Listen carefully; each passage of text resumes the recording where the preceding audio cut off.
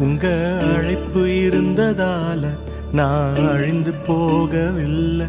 உங்க அன்பு இருந்ததால நான் கைவிடப்படல. உங்க கிருபை என்ன காப்பதால வாழ்ந்து கொண்டிருக்கேன். உங்க அன்பிற்கு நிகரே இல்ல. எத்தனை பேர் என்னை அழிக்க நினைத்தும் அழியாத அழைப்பு என்னை காத்து கொண்டதே. துரோகங்கள் வீண் பழிகள் என் மேல் விழுந்தும் கரைப்படாத கரங்கள் என்னை தாங்கிக் கொண்டதே.